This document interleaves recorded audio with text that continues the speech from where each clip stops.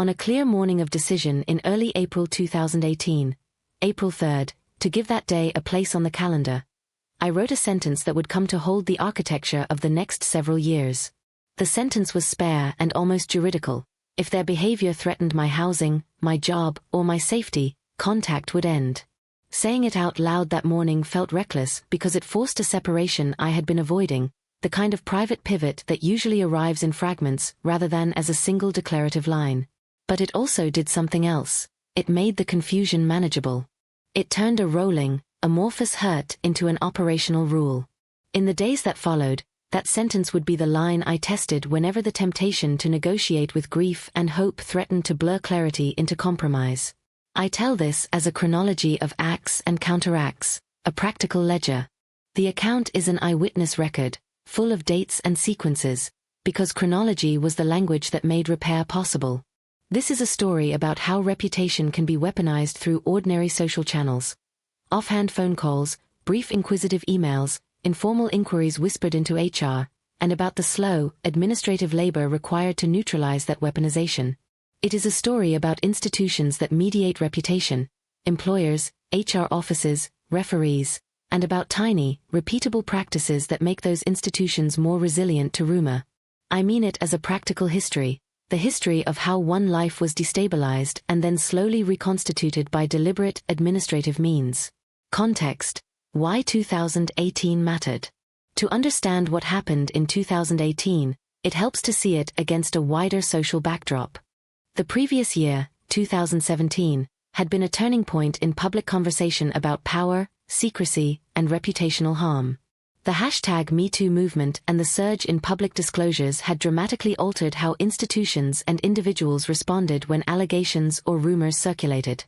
By 2018, social media accelerated the speed at which reputational sparks could become conflagrations, and employers were increasingly vigilant, sometimes correctly, sometimes reflexively, about anything that might be perceived as a liability.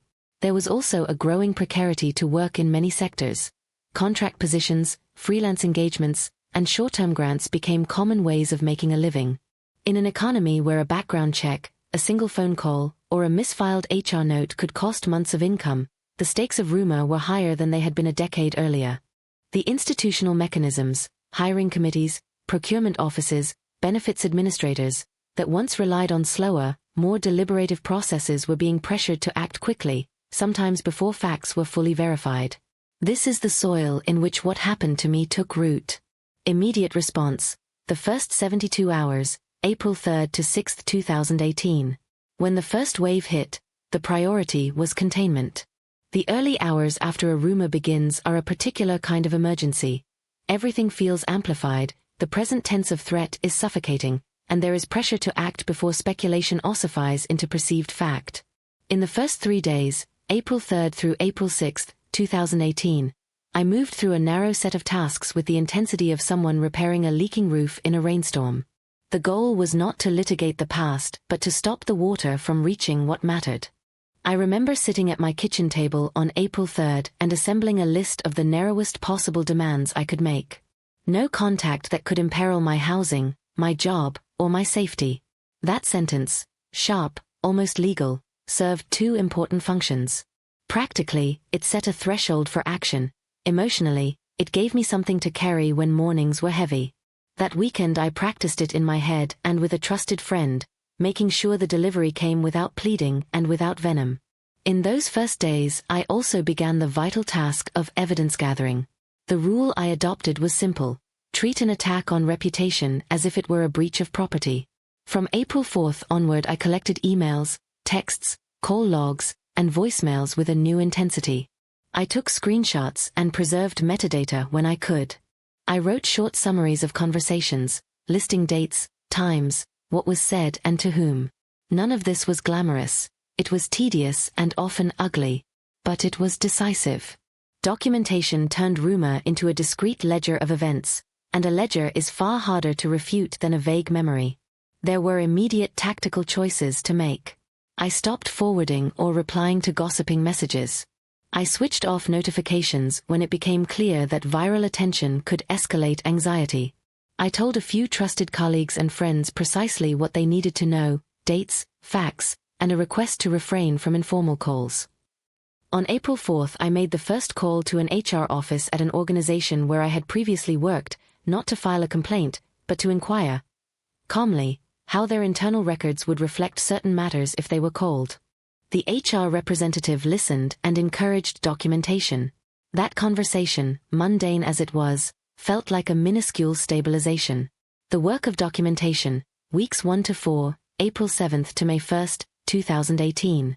Once the immediate pressure eased enough to think clearly, by the second week of April 2018, my days filled with quiet, bureaucratic tasks. I developed 2 parallel records, a digital archive stored on an encrypted drive and a paper binder in a locked drawer. The digital archive contained PDFs of key correspondence, screenshots with timestamps, and transcribed voicemails. The paper binder held the documents institutions still tend to treat with special seriousness: printed letters of recommendation, corrected HR notes, and signed forms. I scheduled specific days for specific tasks. On April 10th, I learned how to export call logs from my phone in a way that preserved timestamps. On April 12th, I bought an external encrypted drive and set a weekly backup schedule. On April 16th, I printed an initial binder and created an index page. These micro-habits mattered as much as the documents themselves because they created a rhythm: scan, save, annotate, and file. Redundancy felt excessive in that moment. Later I learned it was indispensable. Paper matters in many institutional processes. Digital safeguards guard against loss or theft. Together they offered a double line of defense. More importantly, the process of compiling those records had a psychological effect. It converted helplessness into habit. Each scanned document, each note entered into the log, was a small assertion of control. My method was pragmatic and incremental. I wrote short, uniform summaries for each entry: date, medium, participants, gist, so that an outsider could read the index page and understand what had happened without wading through every message. On April 20th, I formalized that process. By converting messy conversations into clean, dated entries, I created a narrative an HR director, a hiring manager, or an attorney could follow without having to piece together context from memory. It also reduced the emotional charge each time I revisited the material. The ledger had a shape, and shape is calming. When people talk about evidence gathering, they often imagine lawyers and subpoenas. In my case, it was afternoon rituals, a cup of coffee, an hour of transcribing voicemails, and the careful renaming of files so that anything I or counsel later opened would present a clear chronology. This was the antithesis of spectacle. It was, instead, a late-modern administrative form of self-defense, paperwork as armor. Front-loading the truth, communicating with key audiences, April 9, May 2018. Within days I began to tell selected people the facts before rumor could reach them. This was not theatrics. It was an anticipatory inoculation. On April 9th, I drafted an email for hiring managers, recommenders, and collaborators I trusted. The message was plain: there is a rumor that may reach you. Here are the facts and the records that show what actually happened. I attached relevant documents. I did not beg for sympathy, nor did I try to argue with every insinuation. I presented evidence. The strategy was calibrated to institutional habits. HR teams and hiring managers are trained to look for narrative consistency and documentation. Delivering a compact packet, timeline, relevant emails, and a short note from a supervisor made it easy for them to do their jobs without navigating gossip. The practical aim was to intercept the rumor before it reached a place where off-the-record calls and unverified hearsay could gain traction. That tactic often preempted harm. An HR director who had the records in hand could put a potential concern into context before it metastasized. I remember one call on April 18th with a hiring manager who said, simply, "Thank you for telling us directly. That's helpful." It was a small sentence, but it felt like a hinge. In workplaces where background checks and reference calls can be automated or delegated, preemptive transparency often changes the course of a review. Presenting the truth on your own terms shifts the framing from defense to demonstrated performance. Setting boundaries and seeking counsel. The first month, April, May 2018. The imperative to set boundaries went hand in hand with the need for legal clarity.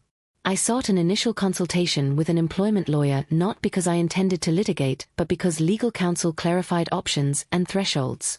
On April 14th, I met with an employment attorney for a 90-minute consultation. The lawyer explained what a cease and desist might look like, what evidence would support a defamation claim, and what a demand for correction would require. That conversation changed my posture. It gave me language that was calibrated rather than wildly emotional. A simple, politely worded letter from counsel often achieved what thousands of entreaties had not. At the same time, I communicated clear limits to those who had harmed me.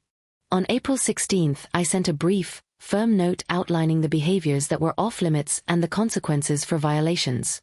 Those consequences were not threats for revenge. They were measures designed to protect housing, employment, and safety. If the limits were broken, I would end contact, document the violation, and, if necessary, escalate through legal channels. For some people, this sentence was taken as the end of the relationship.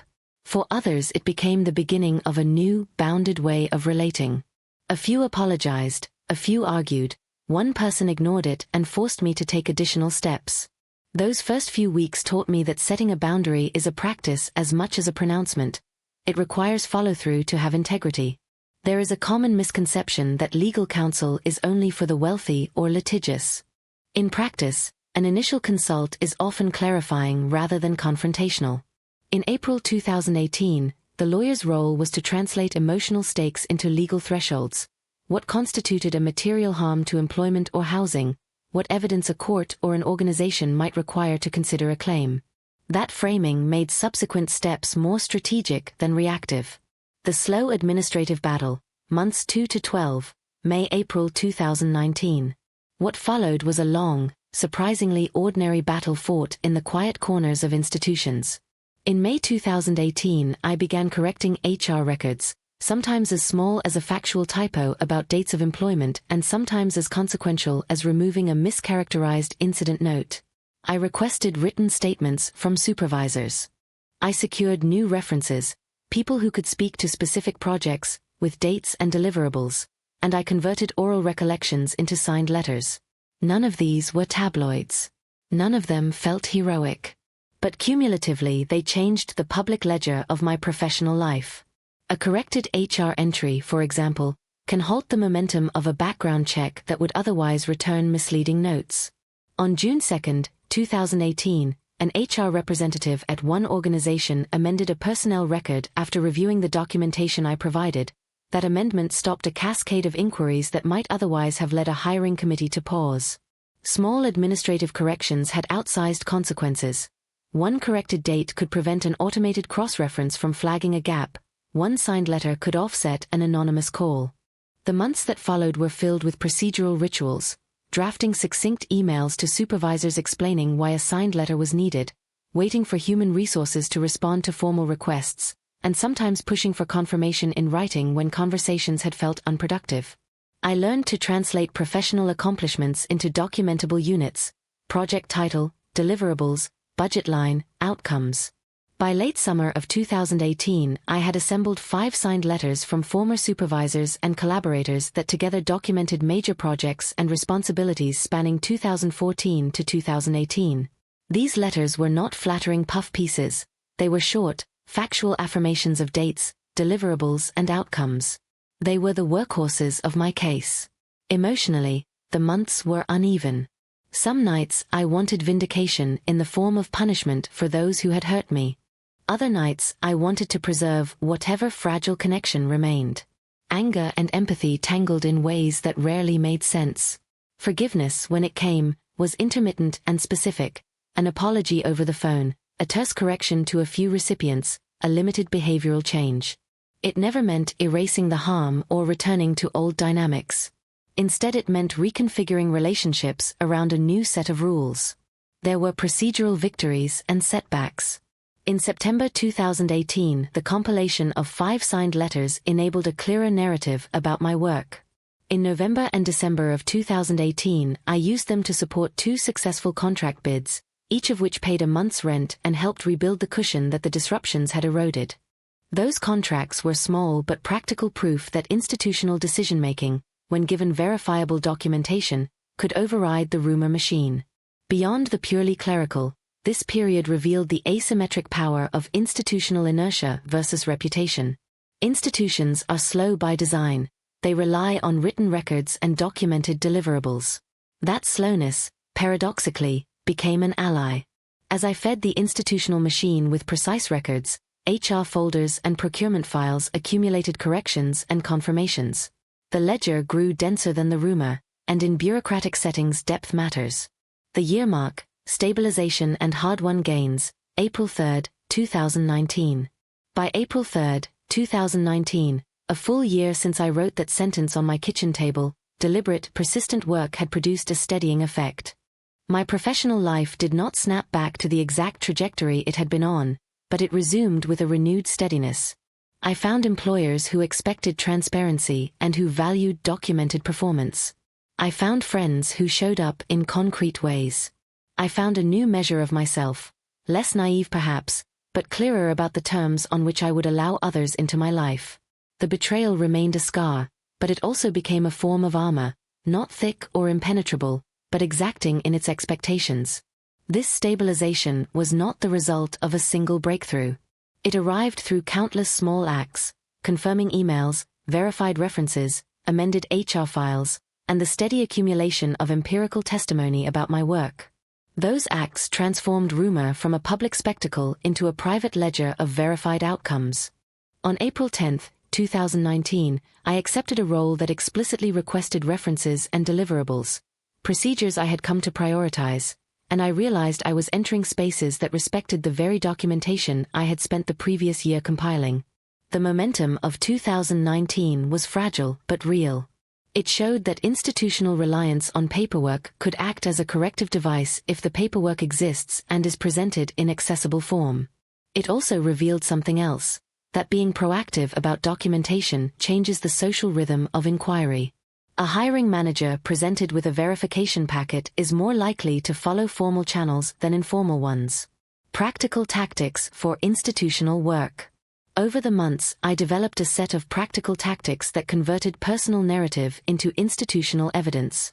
They were born of necessity but later proved useful in their own right. The most effective measures were those that made it easy for institutions to do what they were paid to do: check facts. I created verification packets, a one-page pack that included a concise chronology of employment, direct supervisor contacts, and links to deliverables. Each packet began with a simple timeline: job title, dates, supervisor contact, key deliverables, and ended with a short list of attachments. I attached this packet to applications or offered it in interviews. HR teams appreciated the clarity, hiring managers found it efficient. A hiring manager in October 2018 told me that seeing deliverables paired with a supervisor contact allowed her to skip a week of speculative calls. She could focus on fit rather than rumor. For major pieces of work, I produced short project summaries with dates, deliverables, and measurable outcomes. These summaries were less about self-promotion and more about traceable facts: what was completed, when, and by whom. A two-page summary for a major grant project on August 20, 2018, proved decisive when a future client asked for evidence of prior work under time constraints. I cultivated a reference ecosystem, a network of references with complementary strengths. Former managers provided short, factual letters that could be forwarded. Colleagues described specific projects and outcomes. Clients offered one-sentence testimonies describing impact. The goal was to create a pattern of verifiable practice, not a chorus of platitudes. By late 2018, I had a folder labeled Reference Ecosystem, with 30 short contacts categorized by type: supervisor, peer, client, and mentee. The aim was to make any inquiry simple to validate. I also standardized intake forms for when I applied for work, attaching a simple list of jobs, dates, and verifiable contacts. It turned what could be an emotional interview into a checklist HR could act on. For freelance work, I began to use contract clauses that managed risk, a modest advance for longer engagements, and a verification pause clause that read, in essence, if external communications materially affecting the engagement arise, both parties agree to pause until the matter is verified. It signaled professionalism and bought time for verification procedures. Over time, these techniques had a multiplier effect. A hiring committee that habitually received clean documentation required fewer informal inquiries. A procurement officer confronted with a set of invoices and signed deliverables found no reason to accept a rumor as evidence. Procedure erodet Rumor. Family dynamics and the work of repair, 2018 to 2020. Family relationships shifted slowly and unevenly. The apology that arrived was small and incomplete. There were no sweeping public retractions or dramatic reckonings. But there were practical changes. In June 2018, my parents agreed, after some insistence, to stop contacting certain organizations that I had identified as off-limits. They issued a terse correction to a handful of people whose actions had directly affected my employment. We tried family therapy twice. The first time, in August 2018, felt performative and stalled. The second time, in January 2019, with firmer boundaries and clearer consequences, produced some limited accountability, a few sessions where pain was named and behavior was examined more directly. Progress there was not linear. There were relapses, snide remarks at gatherings in the summer of 2019 and old power dynamics reasserting themselves at holidays. But there were glimpses of repair, small tests of behavior change that allowed me to tentatively re-enter certain relational spaces. Each time a boundary was enforced, it recalibrated expectations. Each time a consequence was applied, it taught where the line was drawn. By mid-2019, the family dynamics had settled into a new equilibrium that was fragile but functional. By late 2020, patterns of respect had become more common. The family work, therapy, conversations, and negotiated limits was about more than reputation. It was about the social fabric of care. When family members occupy positions of informal power, friend to HR personnel, connection to community leaders, their actions ripple outward. I learned to model interventions that were practical rather than performative, specific requests to cease contact with employers or to retract certain statements, combined with clear consequences if those requests were ignored. That combination, plain requests plus procedural follow-through, was more effective than long moral admonitions. Community response, allies and unexpected advocates, 2018 to 2021. An emergent community of people who knew my work became a surprising and sustaining force. Former ments, interns, colleagues, and clients quietly became advocates. A former intern who had become a team lead in March 2019 recommended me for a contract in April. A client sent a note to a director on my behalf in July 2019. A colleague invited me to lead a contract in part to ensure continuity of work I had begun. These gestures did not erase what had happened. They anchored my competence in observable outcomes and offered practical opportunities to rebuild financial stability. Accepting help required humility. I had been reluctant to ask for public advocacy, but learning to accept it gracefully was a skill, an ethical muscle that strengthened my reserve of goodwill. Those endorsements functioned as institutional counterweights to rumor. They were the kind of evidence that hiring committees and directors could evaluate without having to adjudicate messy family disputes. Over time they became a social ledger of sorts. The people who vouched for me were as important as the documents I had compiled. There were also unexpected advocates, people I had advised years earlier who now had positions of discretion and who used them without fanfare. These small acts were consequential because they changed the calculus of institutional risk. A program director who could sign off on a contract or a supervisor willing to provide a dated, signed confirmation made it materially harder for rumor to influence decision-making. Longer-term practices, treating reputation as an asset, 2019 to 2022. As months lengthened into years, I learned to treat reputation like a portfolio, diversified, periodically audited, and protected where possible. That meant several ongoing practices. I ran regular self-audits, checking what was publicly available about me, ordering a background check to see what an employer would see, and correcting inaccuracies before they could be weaponized. In June 2019, I ordered a professional background check to discover how my records appeared and found one small, erroneous entry that I corrected with an HR representative by July. I maintained ongoing documentation, updating the verification packet, keeping the encrypted archive current, and adding letters of recommendation to the binder. In October 2019, I added a recent projects section to each packet so it remained useful even as years passed. I cultivated proactive references, requesting LinkedIn recommendations that spelled out responsibilities and accomplishments in concrete terms. By early 2020, I had 10 short public recommendations that concretely reflected duties and outcomes, each one a small piece of evidence that recruiters and peers could read without having to enter a family dispute. I practiced controlled disclosure, being deliberate about what I shared publicly, limiting work-in-progress posts and tightening privacy settings across platforms. I also developed financial prudence, negotiating payment schedules, asking for advances on long engagements, and saying no to work that would stretch me into desperation. Financial stability is a protection against the leverage that rumor can create. The months I stalled on large speeches or unpaid consulting turned out to be investments in long-term steadiness. In these years, the language shifted from defense to stewardship. Reputation was not only about clearing a name, it was about managing resources that determined the durability of a life: contacts, deliverables, and documents. Treating reputation like an asset reframed protective behaviors as routine maintenance rather than crisis responses. The Moral and Civic Lessons, 2018 bis 2021. As the acute crisis receded, a larger set of questions began to occupy me. If a family could weaponize reputation in this way, what institutional conditions made that possible? What responsibilities do employers, HR professionals, and communities have to reduce the opportunities for malicious interference? Several observations became clear through practice. First, reliance on informal calls is vulnerable. When institutions default to unverifiable, off-the-record calls, they invite mischief. A hiring process that relies heavily on oral references without documentation creates an opening for rumor. Second, background checks are opaque.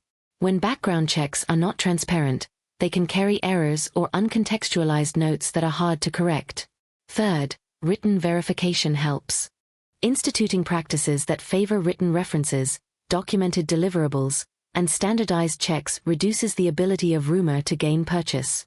Out of that recognition, I began to share my experience more widely. In November 2019, I wrote a piece for a small publication focused on workplace fairness, and in February 2020, I spoke on a panel about hiring practices. My articles did not go viral, but they did reach HR professionals who asked how their processes could be hardened against malicious interference. Small, practical policy changes, requiring written references, standardizing background checks, insisting on documentation of informal conversations, can have outsized effects. When institutions adapt, the places where individual tragedies can take hold shrink. The civic dimension of reputation management became clearer.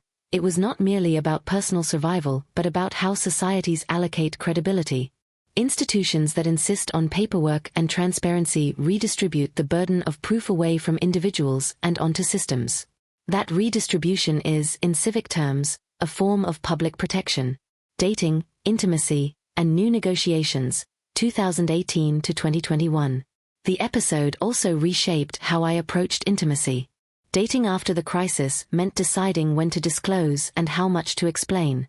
I resolved to be straightforward with people who were becoming serious, not as a confession, but as a factual element of my recent life that could affect employment. The way someone responded became a form of data about who could be trusted. The right responses were curiosity and respect, the wrong ones were avoidance or judgmentalism. The latter helped filter out people who were not suitable partners. Intimacy required new rules. I developed short scripts for conversations about what was safe to share with others and what was off-limits. Those scripts were about preserving privacy rather than secrecy. They were designed to avoid re-traumatization while allowing a partner to understand potential constraints. Why certain people were off-limits, why certain family gatherings required negotiation, and how to respond if a rumor surfaced. These negotiations were awkward but clarifying. They saved time and emotional energy in the long run. Enforcing boundaries, a repeated practice, 2018-present. I developed short scripts for difficult conversations, phrases that were calm, clear, and non-negotiable. I am not comfortable with you contacting my employer. Please stop, became my default line. When it was ignored, I enforced the consequence. I ended the call, declined to attend an event, or took steps to protect my housing and finances. These actions were sometimes painful and felt punitive, but they were protective, not punitive. They were intended to secure a baseline for my life. Over time, I learned to set those boundaries earlier and with fewer words. The fewer the emotional entanglement in the delivery, the more likely the rule would be respected. The act of boundary enforcement became an ongoing practice rather than a one-time drama. It was a rhythm embedded in daily life. The Long Tail, Maintenance and Periodic Intervention, 2019 bis 2023. Over the next several years, the work of living around the episode amounted to maintenance, periodic audits, intermittent legal consultations, and routine updates of verification materials. I kept the digital and paper archives current. I asked colleagues for brief, documentable statements of work. I ordered background checks to see what prospective employers would see. These were steady, often boring tasks, but they were effective. They kept the administrative record aligned to fact. There were also occasional relapses, old patterns resurfacing among family members, awkward questions from acquaintances, but these incidents were diminished by the infrastructure I had built. A call that might once have caused panic could be met with an email attaching the verification packet and a polite request to the inquirer to consult the documented record. That change in tempo, moving conversations from gossip to document, reduced the power of rumor. By 2021, when a distant acquaintance pressed a second-hand account at a small event, I simply followed up the next day with the packet. Within a week the matter had closed without institutional fallout. There were moments when the work felt endless. But the rhythm of monthly audits and quarterly background checks, unromantic administrative chores, proved to be the durable guardrails. They lowered the probability that an old rumor could cascade into new damage. Civic Engagement and the Enterprise of Prevention, 2019 bis 2022. Which led to the larger conviction that prevention is civic work. When institutions reform practices, when HR teams prefer written references and standardized background checks, when hiring committees insist on evidence of deliverables, individual lives are more protected. I began speaking about these systemic measures because I had seen the difference they made not just for me, but for others I met who had similar stories. Collective attention to procedure can transform isolated misfortunes into solvable administrative problems rather than life-altering crises. Small policy changes can have outsized effects. I worked with an HR director in late 2020 who rewrote a reference check policy to require written confirmation of dates and roles before an oral conversation would be recorded. That one change reduced the number of informal, unverifiable calls her team accepted and made it harder for rumor to do damage. When simple rules require documentation, rumor loses leverage. Beyond policy tweaks, there is a cultural shift to be made. Organizations need cultures that privilege verification over intuition. The default to believe the loudest or the most emotionally compelling version of an account is a human tendency, but institutions can be designed to resist it. In this sense, bureaucracy, tedious, slow, and rule-bound, can be emancipatory. Its insistence on paperwork and signatures creates a floor of verifiability that protects the quiet majority who simply want to do their jobs. Concrete bureaucratic rhythms.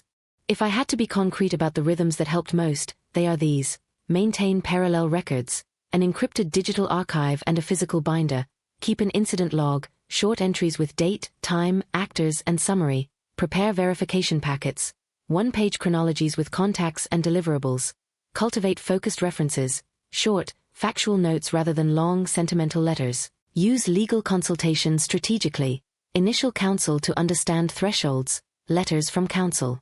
To halt behavior, add simple contract clauses, advance payments and verification pauses, audit public records regularly, background checks, public profiles, and error correction. Each measure is small, but together they create a resistant architecture. In my own life, those habits became monthly rituals. On the first Monday of every month, I archived recent correspondence and updated the index. On the first of each quarter, I requested a fresh background check to see what a prospective employer would find. Those simple rhythms were neither dramatic nor glamorous, but they were effective.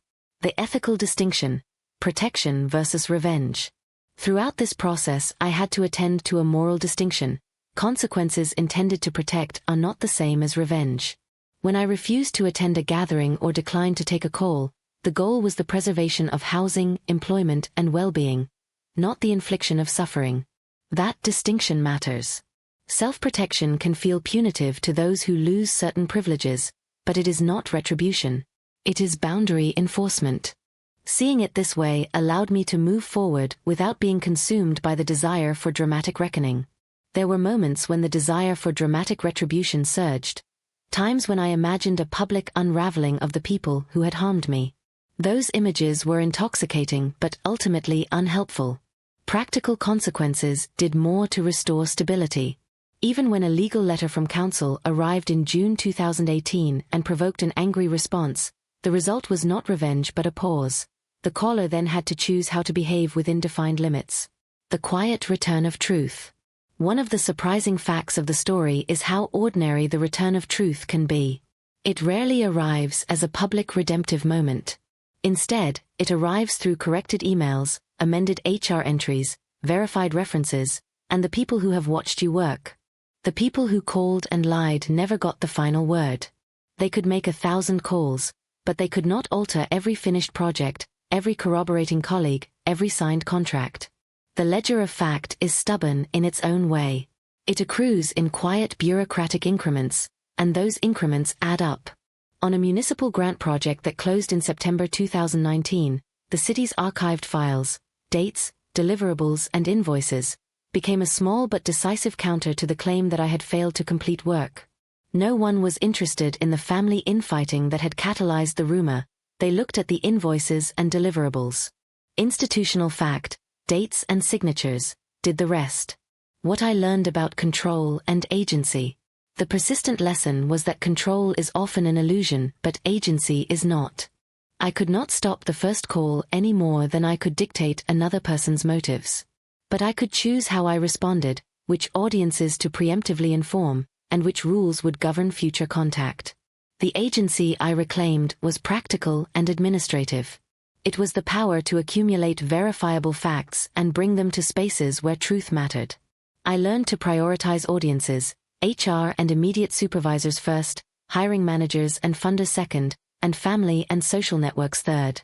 That order mattered because some audiences had institutional power to either halt or amplify consequences. Bringing documentation to the spaces where decisions were actually made, hiring committees, grant panels, vendor procurement offices, was more effective than trying to correct gossip in the general social sphere. The wound and the garment it created. Looking back from a quieter place, the betrayal left an indelible mark. The wound remains, a thinned place in the fabric of family life, but it also produced a sturdier garment of self-protection and clearer moral expectation. I say yes to fewer things, and yes to better people. I keep a tighter circle of professional referees, and I practice saying no and following through. The wound did not make me cynical, it made me precise about who and what I trusted. A practical checklist for someone in the middle of this. If you are in the raw place where rumor has begun to shape your life, these steps helped me. Document everything. Dates, times, content, and witnesses. Keep redundant records, encrypted digital archives and physical binders. Create a verification packet, a concise chronology with contacts and deliverables. Front-load the truth. Tell key audiences the facts before rumor reaches them. Seek legal counsel, understand options and what evidence you would need. Secure verifiable references, short, factual statements from supervisors and collaborators. Add contractual protections, advances and verification pause clauses. Audit public records, correct inaccuracies proactively. Protect your finances, negotiate payment schedules and avoid desperation.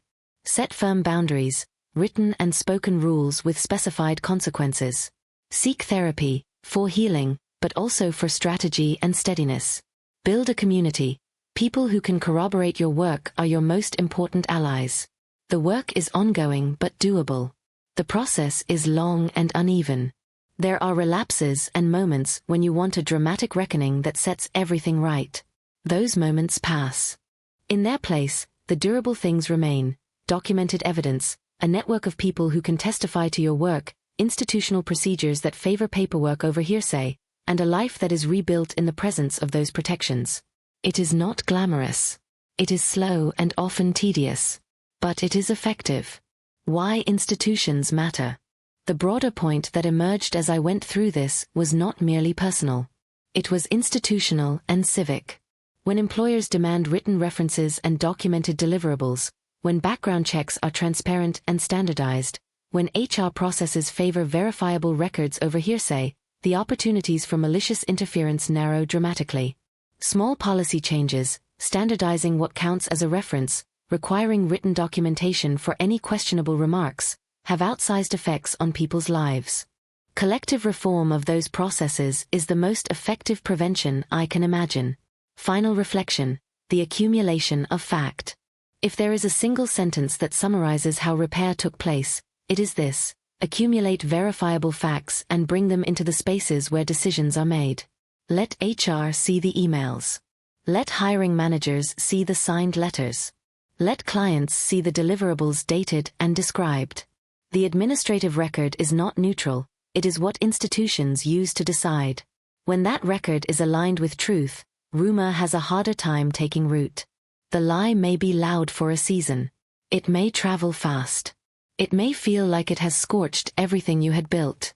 But patient truth has a stubborn habit of returning, through forms, through signatures, through the people who have watched you do the work. Those small acts of protection, tedious, repetitive, often boring, are where the real repair lives. Step by careful step, they restore the possibility of a future you can trust. Epilogue: Time, the most reliable bureaucrat, 2018 to 2023. In the years after April 2018, I kept up the practices that initially felt defensive and unpleasant. I continued to update my binder and encrypted archive, to send verification packets with applications, and to ask for short, factual references. I continued to run periodic background checks and to correct public records when necessary. These small, administrative rituals became the scaffolding of an ordinary life. People who were not interested in adjudicating a family quarrel could assess my competence by reviewing the record. Institutions that required documents found it harder to treat rumor as a stand-in for fact. Time did what institutions and practices could not do alone: it diffused the immediate heat. By 2022 and into 2023, most of the raw emotional intensity had been replaced by a quieter attention to process. The people who mattered professionally had the evidence they needed. The people who had spread rumors had fewer avenues to affect my housing and employment. The wound remained, but the garment it created, practical armor stitched with records, references, and clear boundaries, kept me moving forward. This account is not a blueprint for revenge. It is a record of how one life was destabilized and then slowly reconstituted by deliberate, administrative means. It is offered as a practical chronology because, if you are living through the same thing, small acts of order and verification can feel like lifelines. They are not dramatic, they do not resolve moral questions about who deserves what. But they do protect the things that let a life continue: a place to live, a job that can pay the rent, and the safety of knowing that the people who evaluate your work can see the documentary proof of what you did. In the end, the most ordinary instruments of bureaucracy, the email, the signed letter, the corrected HR entry, are the quiet engines of repair. The next chapter of the story did not arrive as a single dramatic break with the past. It came in incremental shifts, each with a date stamp and a small bureaucratic signature. After the slow settling of 2022 and the quiet months of 2023, the calendar continued to be the reliable scaffold of my life. On January 12, 2024, I received an offer for a consulting engagement that was explicitly contingent on documentation, a contract, 3 client references, and a notarized release form for access to project archives. The fact that the employer asked for papers rather than for rumor was, in itself, a sign of how far things had moved. I signed the contract that week, mailed the notarized packet on January 16, and began work on February 5. The work was not glamorous: policy memos, vendor reconciliations, and a steady stream of status reports, but the tasks were governed by dates and deliverables. Those dates accumulated into an entirely different kind of reputation. How a job that began in February 2024 mattered was not because it was a breakthrough, but because it widened the institutional record. By August 2024, the project produced a report with appendices, invoices stamped with payment dates, and a client satisfaction letter that the firm filed in its procurement records. Those documents became part of a filing system that was resistant to gossip precisely because it had been created for audit. When a distant relative who still believed family rumor called a mutual acquaintance in September and asked whether the accusations were true, the acquaintance said, "We hired them last winter, check our procurement folder." When the caller received that answer, there was no triumph in it, only the quiet inconvenience of having been wrong. The arc of truth in these months was not theatrical, it was administrative. The pace of these months was paced by calendars and deadlines, but also by a second, slower kind of reckoning, the negotiation of family contact. The initial months of 2018 had been a crush of calls and claims in which my parents, apparently convinced of their truth, telephoned prospective employers with allegations of a criminal record. That pattern was not a single act but a habit repeated across years. The first time it happened, I was too stunned to respond effectively. By 2020 and 2021, I had built procedures meant to intercept similar damage. By 2024, those procedures had evolved into a set of explicit boundaries communicated in writing. On March 3, 2024, I sent a letter, short, factual, and delivered by certified mail, to my parents' home. It repeated the truth I had been proving in the documentation: dates, institutions, and deliverables. It also set a specific boundary: no further contact with prospective employers. Any violation would trigger a formal cease and desist and might be introduced into a legal record. The letter was not a plea, it was a legal precondition for any future contact. My parents' response, received on March 18, was an emotional fusillade, disbelief, apology, and an attempt to explain motives. The letter suggested that their calls had been motivated by fear and a desire to protect other family members. That explanation did not excuse what had been done, but it did give a context I could document. I filed my parents' letter in my binders, scanned it into the encrypted archive, and added metadata, date received, sender, and brief contents. The act of cataloging their response was less about the content than about refusing to let an emotional event exist without a paper trail. When the calls ceased shortly after, it was not because forgiveness had been granted, but because boundaries had been enforced and a potential pattern of contact had been rendered costly. In parallel with the personal containment work, another thread of the story continued: structural advocacy. Having lived through the power of paperwork and the limits of gossip, I began, in the spring of 2024, to participate in conversations about standardizing reference practices. On April 12, 2024, I joined a municipal panel convened to discuss procurement transparency. The panel was modest in size but included HR directors and procurement officers from 3 neighboring towns. I offered an account of how standardized reference forms and mandatory written documentation reduced the capacity for malicious interference. I presented examples, dates and signatures, deliverables and invoices, from the municipal grant project that closed in September 2019. Those examples carried weight because they were specific. The panel recommended a pilot program: require that any negative reference affecting hiring decisions be accompanied by written, verifiable documentation and a signed attestation. The recommendation did not pass into law that year, but it seeded a set of administrative changes in one town's HR office by November 2024. Those small policy changes mattered because they multiplied the burden on rumor. If a caller wanted to allege misconduct, they would now have to produce paperwork, sworn statements, or demonstrable evidence. The procedural friction did not eliminate malice, but it reduced its practical effect. In December 2024, I testified at a local HR roundtable, again, not as an expert but as a practitioner who had built a defensive architecture through paperwork, and a HR director told me afterward that she had already begun to alter her hiring checklist.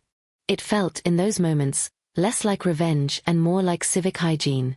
The psychological repairs were slower and less linear. Therapy, which I had begun in mid-2018 as a stabilizing practice, took new forms in 2024. With the rawness of the earliest years diminished, sessions shifted from crisis management to the reconstruction of intimacy and the negotiation of loose ends. In a session on June 14, 2024, I found myself describing the odd combination of gratitude and grief. Gratitude for the people who had stood by me and grief for the trust that had been broken in the most intimate of places. The therapist helped me translate that grief into practical language: what I wanted from relationships, what I would never accept again, and what kinds of contact I could tolerate. Those conversations were not dramatic moments of catharsis. They were slow, iterative decisions about invitations and visits, about which holidays to attend, and what topics to permit at family tables. Economics also shaped the arc of repair. The jobs I had accepted between 2020 and 2024, the municipal grant work in 2019, and the contract that began in January 2024 were together enough to create a modest reserve. On September 1, 2024, I used that reserve to sign a year-long lease on an apartment in a neighborhood closer to the clients and the procurement office where many of my contacts worked. The move was practical: shorter commutes, fewer logistical frictions, and a slight social distance from the family home. It was also symbolic. The new apartment had a filing cabinet that I labeled and organized on September 15, and when I realized the ceremonial quality of that act, I laughed. Bureaucratic rituals can be a kind of ritualized mourning. Filing is not the same as forgiving, but it is a way of giving form to what remains. By early 2025, the accumulation of documents had begun to feel less like armor and more like a settled part of life. Routine audits, quarterly background checks, and the monthly archiving ritual were no longer acts of defense but habits that improved professional functioning. On February 27, 2025, a former colleague with whom I had worked in 2017 agreed to be a formal, written referee. She signed a 2-paragraph statement listing dates and deliverables and provided contact information that hiring managers could verify. That short statement mattered because it displaced the power of a malicious caller with the authority of a documented witness.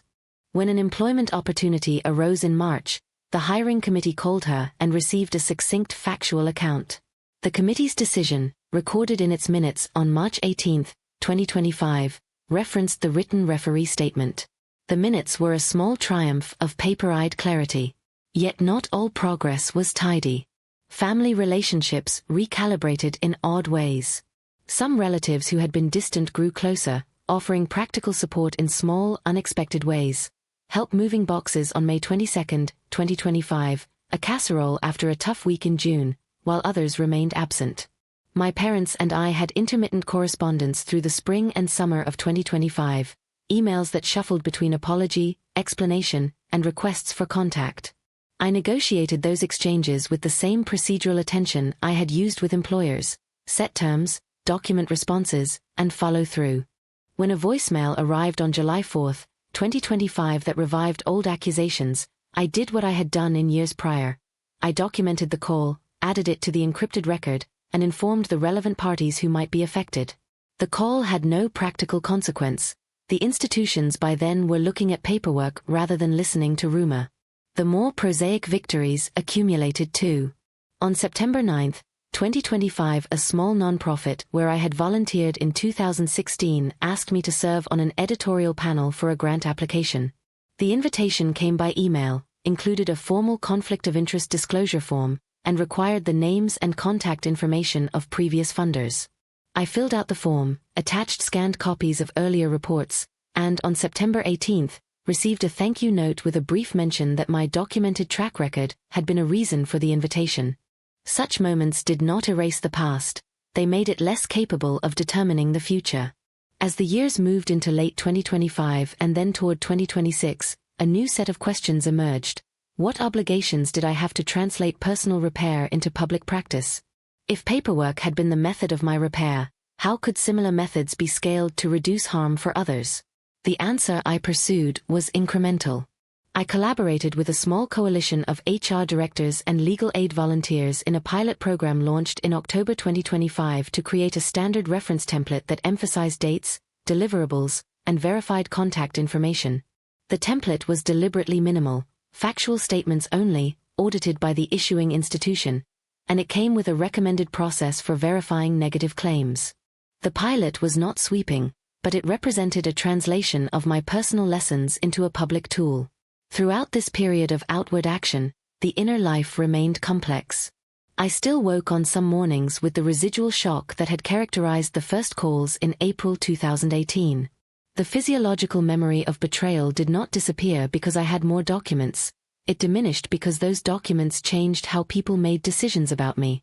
There were evenings when I would review the encrypted archive not as a defensive act but as a kind of history lesson, an annotated chronicle of what had happened, when it had happened, and how I had responded. On November 6, 2025, I printed a bound copy of the chronology for my own reference. The act felt ceremonial, like closing one chapter and keeping the pages handy for what might come next. The story, by the end of 2025, did not resolve into a tidy moral. There were no grand reconciliations or dramatic confessions. My parents and I had not repaired everything. There remained a thinned place in family life. But the public parts of my life, employment, professional reputation and housing, had been largely restored by a combination of bureaucratic diligence, strategic boundaries, and institutional allies. The civic counterpart to my personal efforts, the HR changes, the pilot templates, the procurement practices, suggested that the process of repair could be scaled, at least modestly, beyond one life. Looking back across the chronology, April 2018, June 2018, September 2019, the slow consolidation of 2022 to 2023, and the administrative consolidation of 2024 to 2025, a pattern emerges that is not heroic but instructive. Harm spreads quickly through speech. Truth, when patient and documented, moves slowly but inexorably through systems. The work that turned rumor into an administrative dead end was not a single legal victory or a public vindication. It was thousands of small acts of record-keeping, boundary setting, and insistence on verifiable facts. The rituals continued: background checks on schedule, quarterly audits, notarized releases when required, and the monthly archive that began on the first Monday of every month and had continued without fail. The rhythm persisted because law and bureaucracy respond to forms better than to fury. I do not pretend that my account provides a universal remedy. Some people will never have the resources to build the kind of administrative scaffolding I could assemble. Some institutions will resist change. Some families will never reform. But the story offers a practical chronology for anyone in the midst of similar damage. Document, bring facts to institutions, set and enforce boundaries, and build allies who understand the value of paperwork. That chronology, marked with dates and signatures, creates a future in which rumor has fewer footholds and in which a life can be reconstituted by the steady accumulation of verifiable acts. As 2026 opened, my inclination was not toward celebration but toward continued attention. The work of repair had shown itself to be ongoing rather than finite. There were new projects to sign, new reference forms to prepare, and the quiet civic labor of nudging institutions toward procedures that favor documented truth over hearsay. The path forward, I had learned over the years, is less about achieving a final vindication than about constructing a living, durable system that makes such vindication unnecessary, and in that work the ordinary instruments of bureaucracy remain the most reliable allies. In the winter of 2026, the pilot I had helped design moved from theory into modest practice. On January 19, 2026, the coalition convened in a municipal meeting room to review the first 3 months of uptake. 5 non-profit employers had used the template for new hires in December and January, and the procurement office had trialed it for 2 contract reviewers. The minutes from that meeting, which I filed in the same encrypted archive that had become my civic talisman, recorded the practical benefits: shorter inquiry times, fewer disputed calls to referees, and clearer documentation trails, alongside limitations that still required work, notably the uneven willingness of smaller organizations to commit staff time to verification. The pattern of incremental diffusion continued. On February 12, 2026, a legal aid volunteer sent a short note summarizing a case where the template had deflected a smear. A community college candidate whose application had been at risk due to an anonymous allegation was able to supply the college with a referee form and notarized employment dates. The college paused the rumor long enough to verify facts and later offered the candidate the position. The coalition met again on March 27, 2026 at a regional HR association conference where I presented the pilot data, dates of adoption, the number of verified references, and a modest cost-benefit estimate that showed time saved in decision-making when verifiable statements replaced unsourced claims. The presentation was not theatrical, it was a sequence of dated slides and annotated field notes, and after I finished, a procurement officer from a neighboring city asked for copies of the template to pilot in her own department. By mid-2026, the work had begun to look less like a personal crusade and more like low-grade institutional reform. On April 15, 2026, the Municipal Procurement Office issued an internal memorandum recommending the use of minimal, fact-based referee statements for all external vendor evaluations. The memorandum did not mention my name, it did not need to. The administrative logic I had relied on for my own protection, dates, deliverables, verifiable contacts, was being transliterated into policy language. The coalition celebrated the memorandum quietly, the way one marks a small procedural victory. More copies of the template were downloaded, and an informal list of trained verifiers began to circulate in the city HR network. My personal rhythms adjusted to the new workload. Therapy sessions, which had changed from crisis to calibration in 2024, continued to evolve. On May 6, 2026, my therapist and I scheduled a longer appointment to review boundaries related to the increased public-facing work I was doing. We considered the old habits of hyperdocumentation and whether they had become a protective reflex or a compulsive behavior. The conclusion was pragmatic: maintain the archive and the monthly rituals. The first Monday of every month was still the audit day, but permit partial unavailability on evenings when community meetings required energy. That negotiated boundary felt like a grown-up version of the decisions I had been taking since 2019, deliberate, dated, and documented. There were new administrative tasks that felt less defensive and more generative. On May 20, 2026, the coalition launched a pro bono verification clinic, a monthly session where volunteers helped individuals assemble referee statements and notarize documents. The clinic was intentionally modest, a single practice room at a neighborhood center, scheduled on Thursday afternoons, but its effects were immediate. In the first clinic, 2 applicants left with complete sets of verified contact information, notarized employment letters, and digital scans stored on encrypted drives.